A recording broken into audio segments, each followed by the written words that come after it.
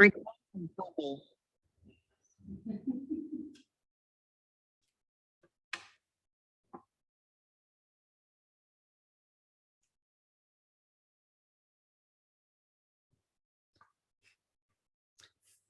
good evening. Hi, konbanwa. Well, thank you so much for having me tonight. It's wonderful to see the whole Sangha. Finally, Shinshu-san, the Jack-san have been my friends for how many years now? It's been a long time, yes.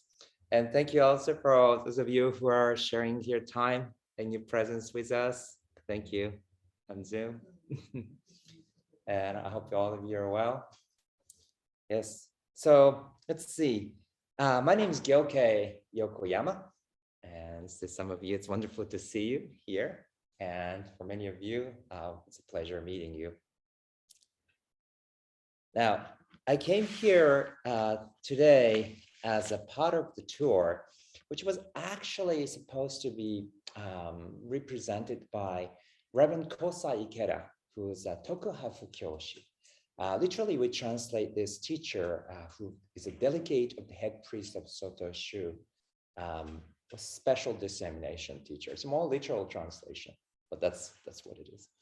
But unfortunately, because of the COVID, he was not able to make a trip last year. This year, we were hoping that he could travel to the United States and share his talk. And again, with the variants. At that time when we had to do the planning, there was a surge of the cases. So we had to sort of give up that plan to bring him over here. He will, however, be delivering a talk on May 12th. And I've had an honor to translate his message, and we've been having a meeting for this. So I'll mention this later on, but I hope you can join his talk session, Dhamma talk session as well. So in a sense, I'm a bit of a substitute teacher. I'm sorry. But I'm grateful for my office. So I've been working for this organization called Soto Zen Buddhism North America office, which is locally registered and called as Association of Soto Zen Buddhists, for which the Jack-san and Shinshu-san are both the board members. So we have 6 board members, and among them, we all work together for this organization. So I feel a little pressure here. Now, and I also work for now an American organization, Soto Zen Buddhist Association, SCBA, as one of the board. So that's been giving me more sort of a wider view of what's happening in North American Zen communities, including the fact that there are so many more other communities that we are not quite aware of. But Ocean Gate Zen Center, through Jack-san and Shinshu-san, it's been a great pleasure getting to know the community, its presence, activities through actually, which I get to witness through their reports. It's been inspiring to us all. So thank you for your dedication and serving for the community and spreading the Buddha Dharma. Would you press? Oh, yes. Oh, it's on the mouse. Oh, sorry. Thank you. Okay. Oh, okay. Now it's good? Yes. Oh, okay. Sorry. Thank you. Now, today I came here actually, of course, as I'm representing this office, Soto Zen Buddhism North America office, but I also serve mostly for this local Japanese-American community temple. I started my mission in the United States back in 2014, being sent to Long Beach for this community built in 1957 by those who came back from internment camp and built this community of non-denominational Buddhism. So there were some Soto Zen Buddhist followers, many were Higashi Pyolan Buddhist followers, some are Nichiren Buddhist followers. Their point was they wanted to pursue the pure Buddhism, that was not stained with any sectarianism. And to me, it's been a question rather than an answer that I have to sort of keep working on. So it's been a great Dharma gate for me, in a sense. But now this 100th anniversary is coming this year, counting from the year 1922, when the first Soto Zen temple was built in Los Angeles. This community started from the second floor of one of the devoted members, Zen Shuji Soto Mission. This community was built by Reverend Hosen Isobe, and since then, it's been exactly 100 years have passed. And needless to say, from this Zen Shuji temple, and also another temple called Sokoji, or Soto Zen Mission of San Francisco, we saw teachers like Shinryu Suzuki Roshi, Hakuyu Maizumi Roshi, Dainin Katagiri Roshi, Kobun Chino Roshi, and many other teachers who would go beyond the ethnic community and then continue to share the Buddha Dharma with more diverse communities. And it's been well over half a century, several decades have passed since then.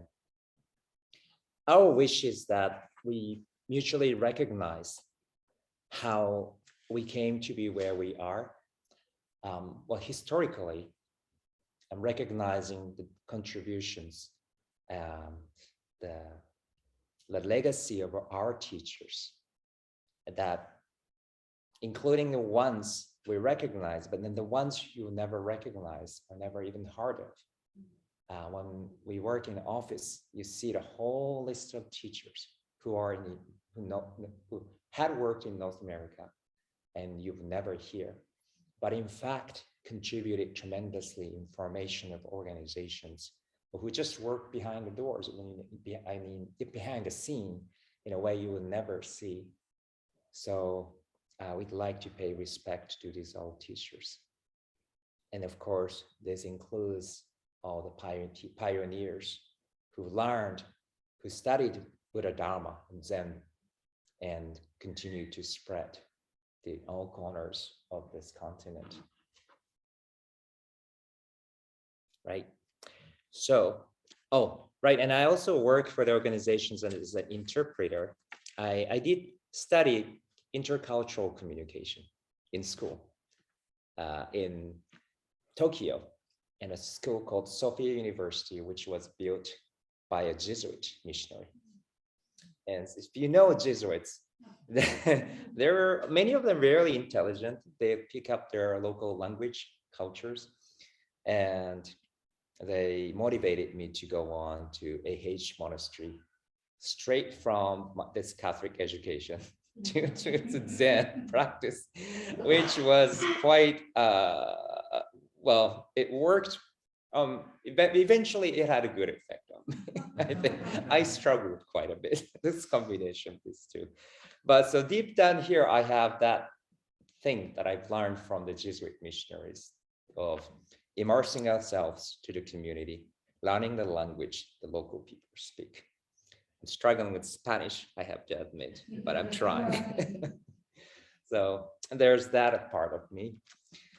And so what I'd like to share today is actually a perspective that I wanted to share from some years ago. This is a perspective of local community temple abbot of Soto Zen Buddhism in Japan. I'd like to share, starting off with this symbol. You can see this. Here you go. How many of you recognize this crest? Is it? Okay. Do you mind if I ask? Yes, mon. So this is the symbol of Soto Zen Buddhism, right? So one represent Dogen Zenji's temple, Eiheiji, Dogen Zenji's spirit. The other one represent Keizan Zenji's spirit and the monastery he built. Well, now it's moved to Yokohama after the initial temple was burnt down, but they represent this both founders of Soto Zen. And the question is, can you tell which one is which? So this one over here represents a Heiji monastery, the Dogen Zenji temple. Okay. Yes. And this one represents Sojiji monastery, Keizan Zenji temple. So these crests are considered symbols of Soto Zen Buddhism. Or for American people, you call Soto Shu. And this means, this is important for us. And along with the Shakyamuni Buddha, we pay respect to Dogen Zenji and Keizan Zenji. I wonder how many of you are familiar with Dogen Zenji? Clearly, with, of course, your teachers, right? Thank you. Sorry, that's a silly question. Question is, how many of you are familiar with Keizan Zenji? Thank you. Thank you. Because I've been asking this question to all at the Zen centers in East Coast and the West Coast. So, and inevitably, the number of hands go down with Keizan Zenji, right? Dogen Zenji's teachings being widely spread. Right around the time my grandfather's age, there was a movement in Japan where the scriptures were sort of suddenly available in modern language of Shakyamuni Buddha's words. There was a non-profit organization called Bukkyo Dendo Kyokai. And they circulated this book sort of in the same way Christian communities circulate Bibles. So they were certainly available. And my grandfather was among the people who are really eager to support this movement. That was a time some people are like, what about this? What's this traditional thing? There was a time of reflection. And to me, when I came here and learned about Suzuki Roshi, Maizumi Roshi, and Katagi Roshi, all these teachers who wanted to embody this pure form of practice, pure Buddhist practice, it kind of clicked on me. It made sense that how this movement of pursuing this purity, going back to the original teaching, here in the United States, this whole movement of going back to this shikantaza practice has embodied and continue to flourish. So that's the kind of context that I saw what's happening socially. And then Dogen Zenji himself represents such spirit. When he went to Song Dynasty, China, and learned Zen from Rujin Nyojo Zenji, and he came back to Japan, he did not describe this practice Zen, let alone Soto Zen. It was the true teaching of Shakyamuni Buddha. Dogen Zenji is the one who brings us the integrity of the practice, keeps us always at the core. And in that sense, our practice, has this basis. And this is, I think, especially is shining in American soil. And I really appreciate it. Now, however, when Soto Zen Buddhism sort of came as recognized as worse, it was around the time of Keizan Zenji. When Keizan Zenji's time came, after 4 generations, when Buddhist teaching started to spread to all corners of Japan, they started to call this Soto Zen. Now, the greatest contribution of Keizan Zenji is this teaching, this practice of shikantaza, Dogen Zenji embodied and brought to Japan. Keizan Zenji also shared this Dharma in a little bit more digestible way, let me put it this way, digestible way, for people who are from this less common background, people who are not always at that level. And also he excelled in training students who are excellent teachers, also who are excellent teachers of their students. So this children's generation, grandchildren's generations, they're the ones who spread Soto Zen across to all different parts of Japan. So in one word, in a sense, all of us Sotoshu priests in Japan are somewhat, all of us come from this, one of the teachers' lineages. And we are, in a sense, all Dharma relatives. That's the sense that we share. So if you compare Dogen Zenji to like a very strict father figure who always brings us back to this practice, Keizan Zenji, we often compare him to like a very gentle, embracing mother-like figure. When Soto Zen Buddhism spread across the country, there already have been existing religions. And religion, I know, is a tricky word because it's different in Japan. My temple that I grew up, it's called Yuoji Temple, was built in 700s as one of the Shingon, esoteric Buddhist temple. And so it was one of the branch temples of the head monastery called Mount Horai Temple. And so it was Shingon Buddhism was thriving in 700s and 800s. And then sort of started to, the community started to shrink a little bit. And in 1500s, the Keizan Zenji students, all the students came. And then this temple, which was sort of, in a sense, dying, got converted to Soto Zen Buddhism and then revived with this vibrant energy of the community. I still hear the charismatic figure, Kinshitsu Kayon Zenji.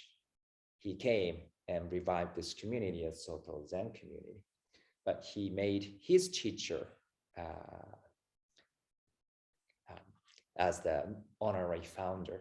So we hear the stories of how each teachers were, making efforts at the community level. And I wanted to share this because that's just what I see in North America today. And I see how diversified the communities has become. And each teachers are being created. And this pandemic, especially, I think, reminded us how we need to be flexible, creative, and resilient.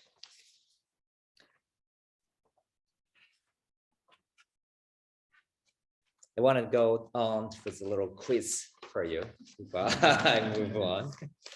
I said this is something I grew up with, and it is relevant to the core of the message. How many of you are familiar with the statues of Buddha's bodhisattvas? You?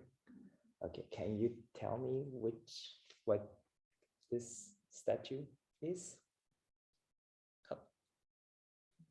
Closer. Here you go.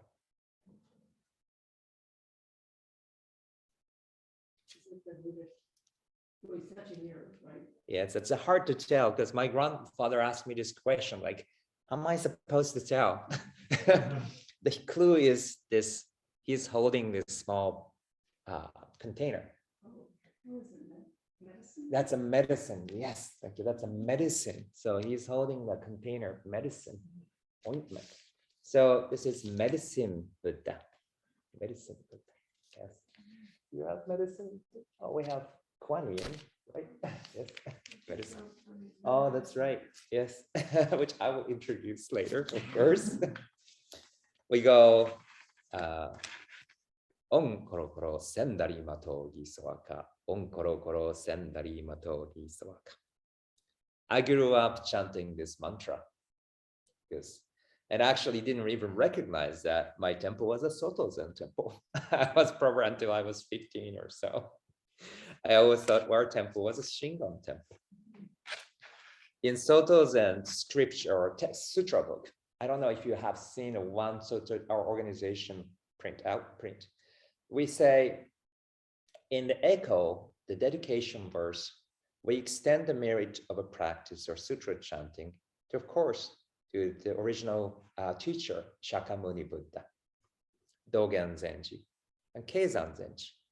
But often we have this bracket, which says, and whatever the Buddhas or Bodhisattvas you have enshrining. And I love this expression, whatever you're enshrining.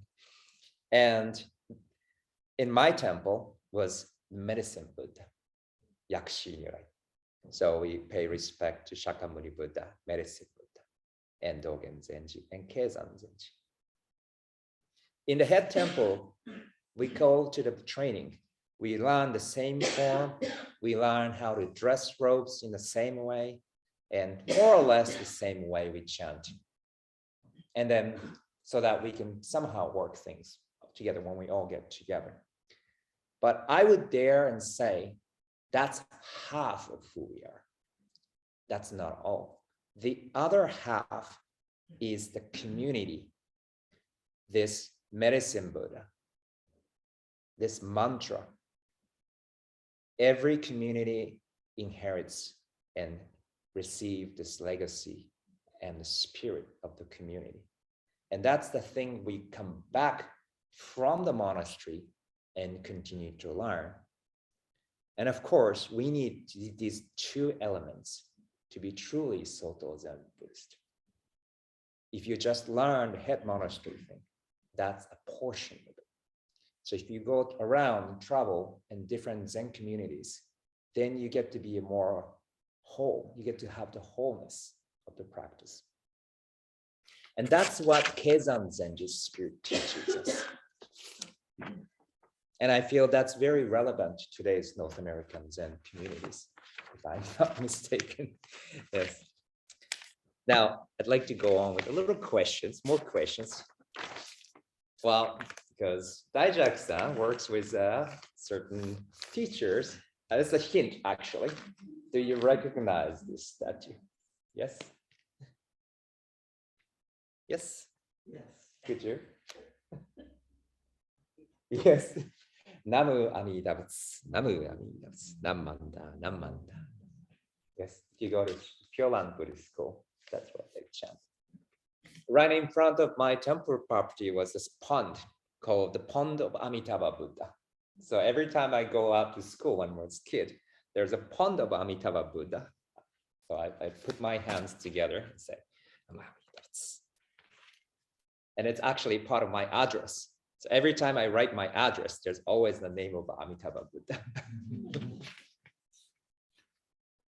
Then this is another sutra. This is a little difficult one. I wonder if you can tell which one. There you go.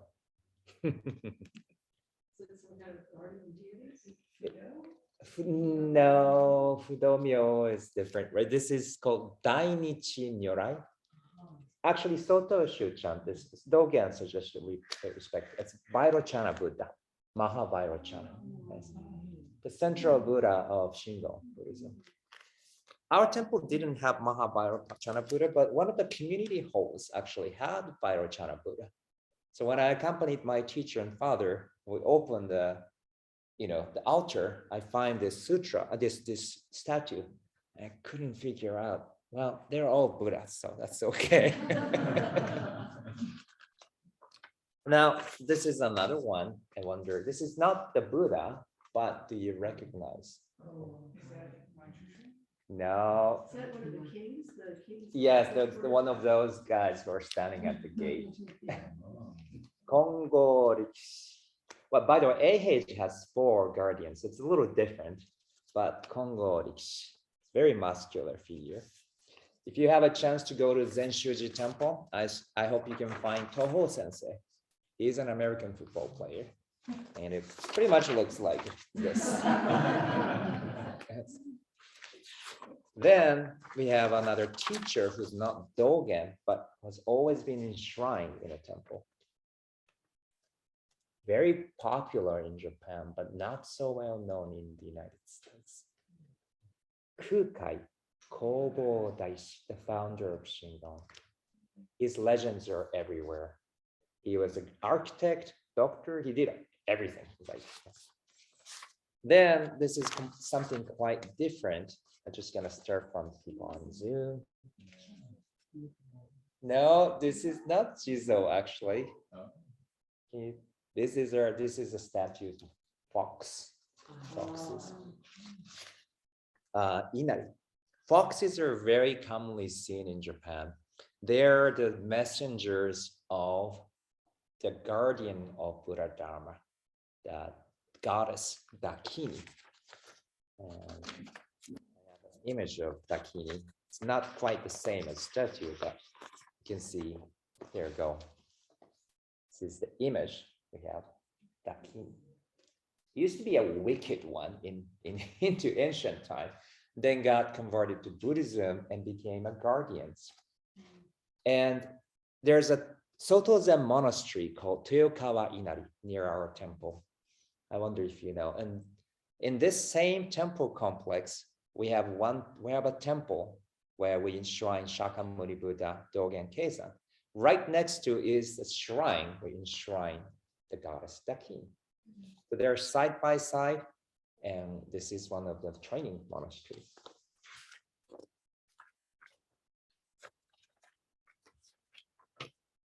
Let me see. Oh, and another female figure. Here you go. And that's very similar. She's holding an instrument. Sarasvati, Benzaiten. If you go to Japan and see a lotus pond, you might find her enshrined there. And I would have to say, this is probably most well-known, one of the most well-known bodhisattvas. This is what you just mentioned. Jizo, that's right. Kustigarbha made the vow to stay in this world of suffering. Usually you find Kustigarbha statues in the section where there used to be a traffic accident, or there's a community hall. So when I was commuting back in like maybe 9 or 10, we had to commute to school on foot. It was a 40 minutes walk. And you find the Jido statue on the street in every 10 minutes or so. So when we walk in front of the statues, if you have seen the movie of Ghibli, My Neighbor Totoro, I'm not sure. Okay, yes, you probably see this scene. And we put our hands together and bow. We pay respect to the Jizo. And when we're kids, we don't know who exactly they are, but we learned how to pay respect to them. And of course, I have to mention this bodhisattva, probably, who appears in the Heart Sutra, Avalokiteshvara Bodhisattva, a bodhisattva of compassion. Oh, thank you. Sorry, bodhisattva of compassion, gentle looking. And while we have Avalokiteshvara, we have this Buddha. Fudo Myo, manifestation of the viral jhana Buddha you just saw.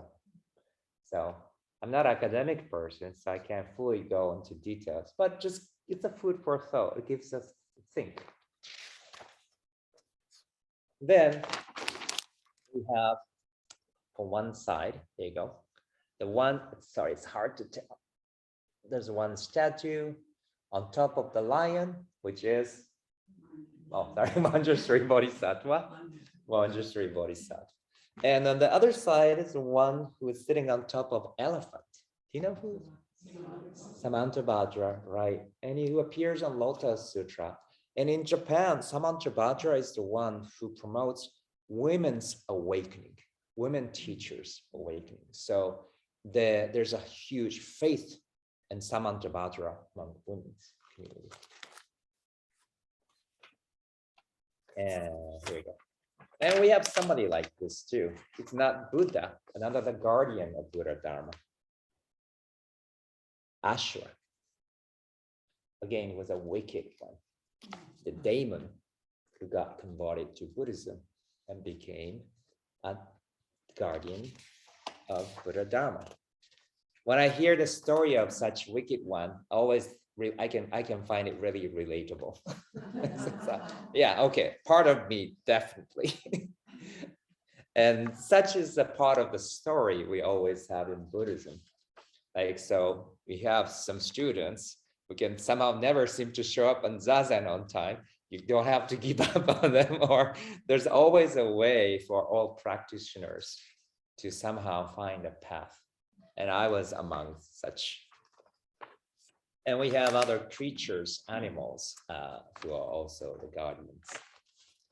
Now, again, I said I'm not an academic person, but kind of want to share what it does to our children's mind, what it does to us as practitioners in our mind. When we chant sutras and practice and dedicate the merit, and at the end, we extend the merit to all Buddhas throughout space and time, to all others, to bodhisattvas and mahasattvas. This is exactly what kind of runs through my mind, of all different figures, of all different shapes. That's what it does. Yes. And this is the main bodhisattvas that I wanted to introduce today. Where did it go? Which is, I wonder, this is hard to tell if you don't grow up in Japan, but it's something almost everybody knows. Here we go.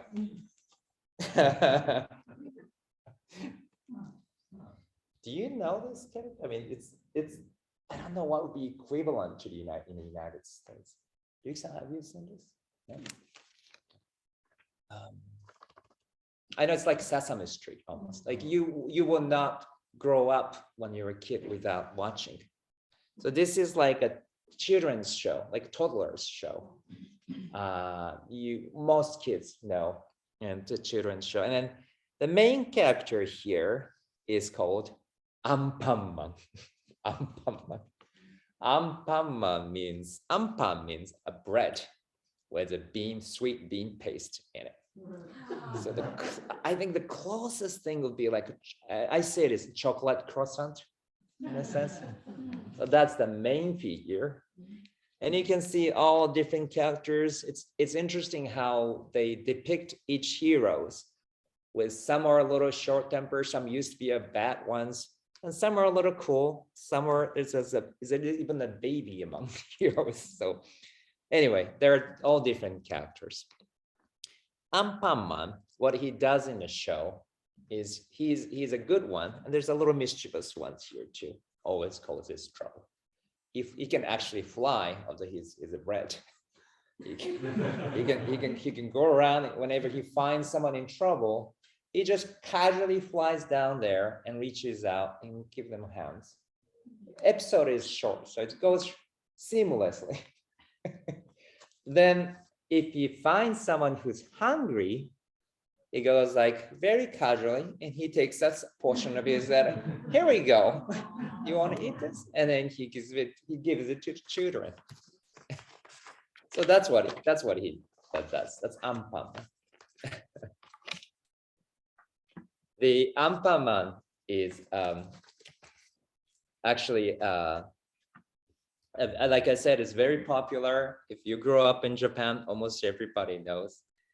And he can be depicted, or as according to the creator of this animation, the character, Mr. Takashi Yanase, said it's derived from the concept of bodhisattvas, Buddhas, or bodhisattvas.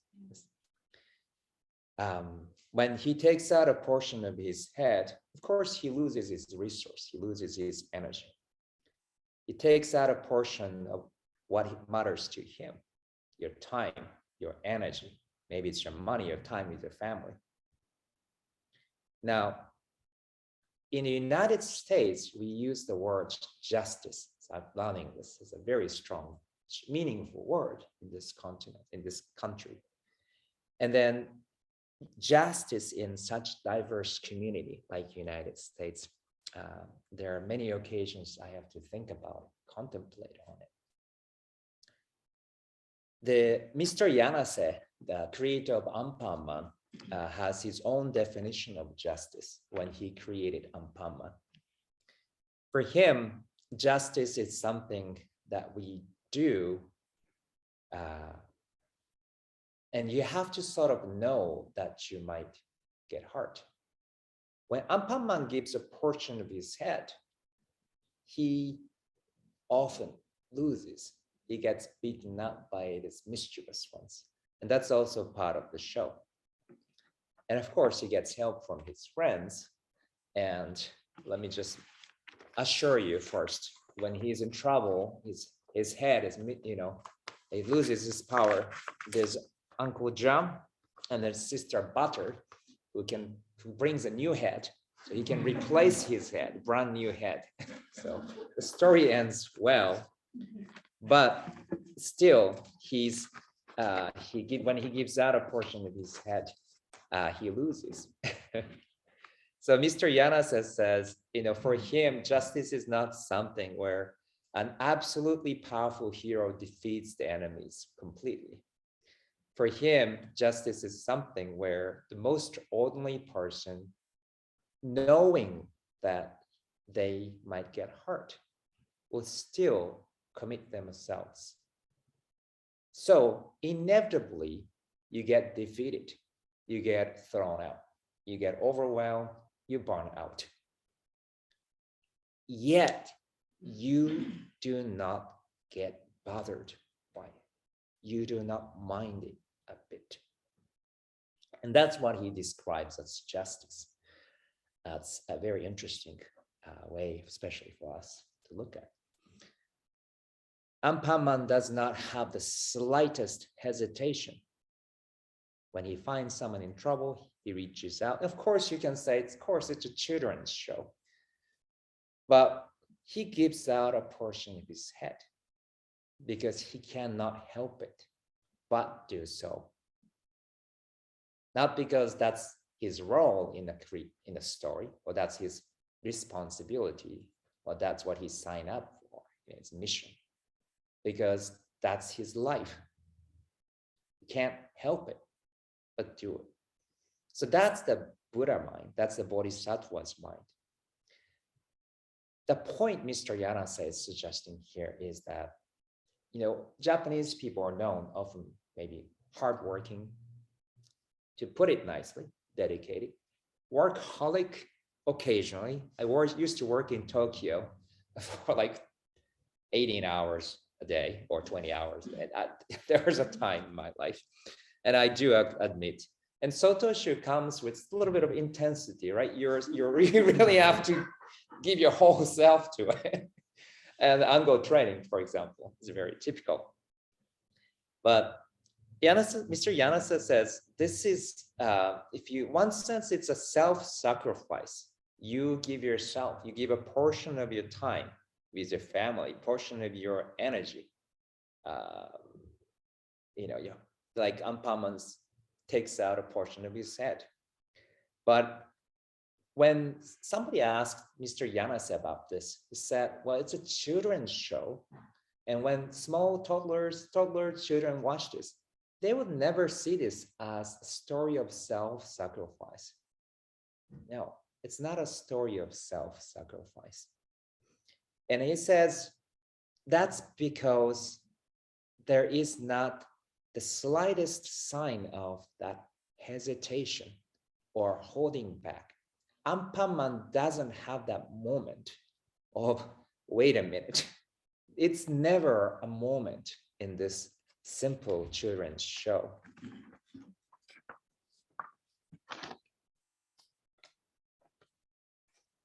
The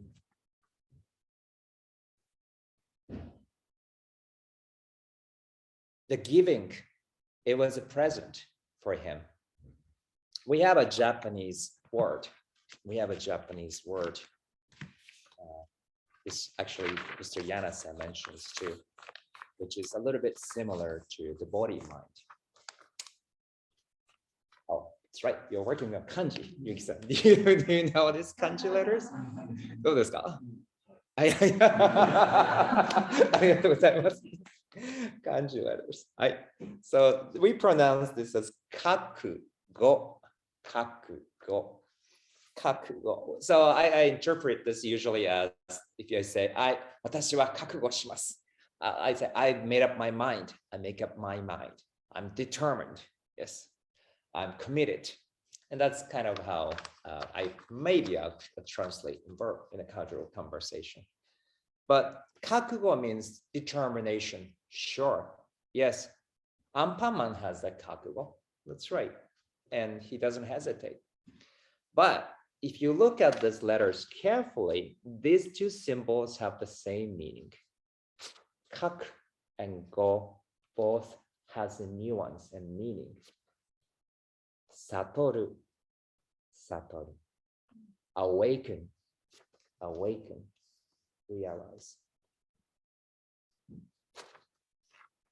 Dogen Zenji says, when you have the slightest distinction, that moment of hesitation that divides us from them, you cannot carry out the bodhisattva actions. That will turn easily into self-sacrifice. And that's the danger this practice of Soto Zen contains, and something to keep in mind for all of us, which I myself fell into quite a bit. So I can explain this. Kakugo, determination without the nuance of awakening, can sometimes confine us, blind us. Determination that contains awakening is what frees us, liberates us. And that's what this show of Anpanman really depicts. He does this freely. He's not confined. There's not a slightest sign of self-sacrifice. So that's why he can casually say and fly to the person in trouble or hungry. He says, here you go, you can take my pork, you can eat my head. And it happens in such a casual tone. And that's why children can enjoy this. So this casualness, this is definitely an element of Soto Zen Buddhism, a practitioner. When we serve others, there's not that distinction. It comes as a freedom, not as a confining responsibility. There's a subtle difference here. And it's something I thought to keep in mind, especially if you are engaged in social justice movement or, well, I guess in any certain practice activity when you serve your community. I came here to promote the 100th anniversary and Gyokei, which is happening in November this year. And my mission is to promote friendship. And in a sense, this event and this year, we're hoping to make it a symbolic year as we walk toward the next century, where North American Soto Zen attains some independence. In a sense, it's a separation, but independence with a mutual respect, friendship, partnership, trust. Hard to attain, indeed, hard to attain. Yet, we want to make sure as we complete the first 100 years and move on to the next century, we can share this sense of mutual aspiration. And I understand I did intercultural communication. I wanted to work for United Nations when I was in college. And I went to Eiheiji Temple. And plus I needed one more foreign language besides English, which I didn't have. So I didn't qualify. But from my friends, I guess I hear how it's not easy when we talk about world peace, intercultural communications, friendship. It takes more than just being nice or being gentle. It takes kakugo. It takes determination. But this determination has to have the awakening as the basis. And that's something I think we can work on as a Zen practitioner. Now, with that said, I want to share the message of Reverend Kosa Ikeda, who will be delivering a talk on May 12th. And I meant to make my message a little aligned with his message. I'm not going to fully share his talk. I hope you can join this on Zoom session. This is part of what he shared, which I had the honor to translate. Can you wish happiness to those who dropped bombs in your town? Can you wish happiness to those who threaten the life of your family? Can you forgive those who hurt your most beloved child and wish happiness to them? There is no way. Yet we always recite the verse, may this merit extend universally to all. And when we say all in our practice, we mean all, including the ones we hate, the ones who hate us, the ones whom we cannot possibly forgive. Nonetheless, we say universally to all, and it includes all such people. We encounter difficult times in our life. The hardships of the cold weather, which is Dogen Zenji's expression, it's something that's beyond our power, like this pandemic itself. It's not the cold that affects us. How we live our life is not a matter of if there is the hardships of the cold weather. It is a matter of ourselves. What you bear on your shoulders would not make you a fool. What you bear on your shoulders would never block your path. Fear your own mind that wants to make you a fool. Fear your own mind that wants to stop the path, walk on this path. I want to add a little bit more. This is the part of Reverend Ikeda's message.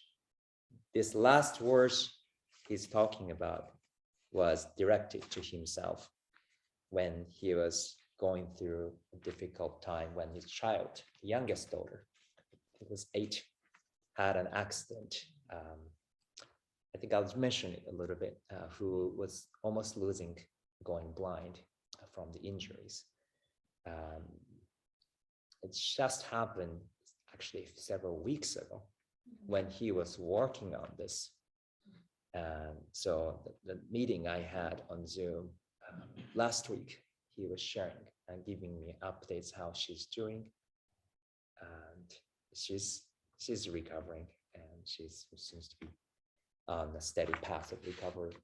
But this is the path when he was saying to himself when he was almost, it was really difficult for him to continue that time. Anyway, I'm sure he will share a little more. Tokuha Fukiyoshi, the special dissemination teacher. The Reverend Kosai Ikeda was hoping that he could come, but he'll be delivering a message. With his message, I'd like to share the official message from the head priest of Soto Shu on this occasion. A message from the head priest of Soto Shu in 2022. Every year, the head priest we're now faced with many difficulties and uncertainties, and our way of life is being questioned. The global spread of novel coronavirus has resulted in the loss of many precious lives, and people are in deep turmoil.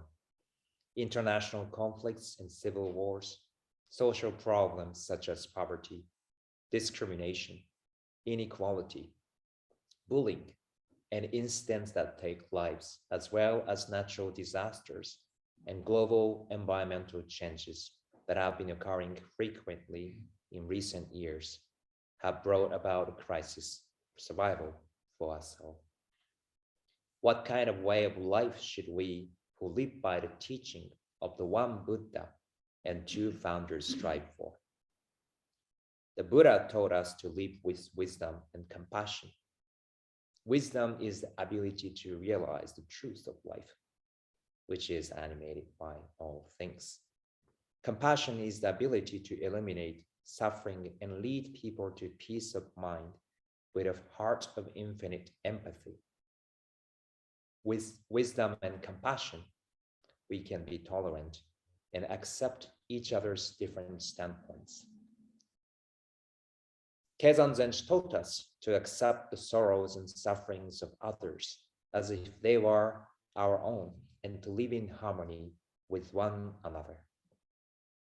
This year, let us continue to deepen our human relationships by sharing, supporting, and caring for one another with cooperation, one of the bodhisattvas for embracing actions.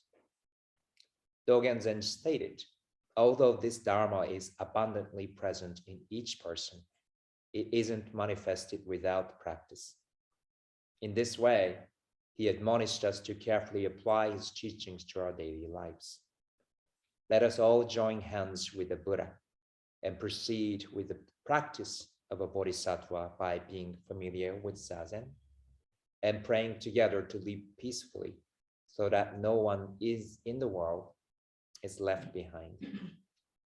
In 2024, the 700th anniversary of Keizan Jokin Zenji, the founder of Daihonzan Sojiji, will be celebrated.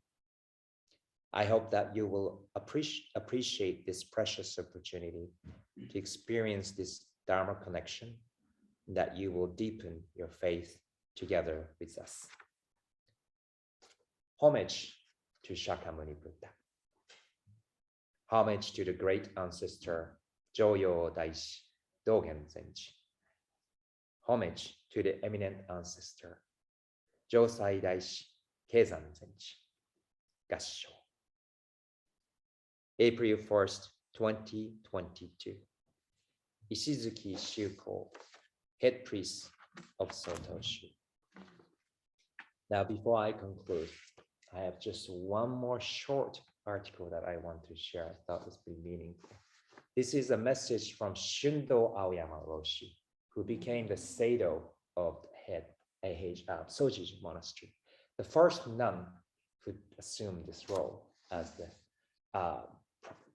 primal major, the main directors of the head monastery. So this was introduced in one of the monthly booklets from Sojiji Monastery. And I translated, sorry, it's a rough translation, but I translated day before I went out to tour. So, but here it comes. A message as my will for the young monastics, the practice of gratitude. Shundo Aoyama, Sato of Sojiji Head Monastery. Last fall, Ishizuki Zenji Geika kindly asked me several times to consider assuming the position of Sato, and I shamelessly accepted the offer, despite where I was standing in terms of health. For the last several years, I suffered a series of serious illness, and also being at age 90, I feel ashamed and humbled when I think about how I could be useful when there is so little that I can do about my own health. Dr. Kyuki Ota, professor of Komazawa University, known for his study on Yogacara, once said, Buddhism talks about cause and effect, but we can only have so much say in relation to the cause, and we cannot have much say regarding the effects. All we can do is to accumulate good causes, following the guidance of good teachers. So, following this professor's advice, without asking myself about the effects, I've been telling myself to do whatever I can as a practice of gratitude. Blessed with this life, which went through multiple illness to my age, I find each occasion where I can convey my message as the occasion where I can convey my will to these young monastics, which deeply touches me. Shakyamuni Buddha awakened to the universal and eternal truth. Since then, over 2,500 years have passed. A countless number of sages and ancestral teachers attained these teachings through their bodies and minds, and giving their whole life to it, to the way, and transmitting it through their jinkaku shoujo, through their characters, through their personalities, formation of them up to where we are standing today. And I sincerely wish that this light of Buddha Dharma will remain undistorted and stay strong. Aoyama Roshi concludes this article with this poem. かしこみて伝え祭らんのちのよに、君が掲げし炎の灯火。The flame of the Dharma you have lit, humbly and respectfully, I transmit to the next generation. So thank you very much. I'd like to conclude my talk here.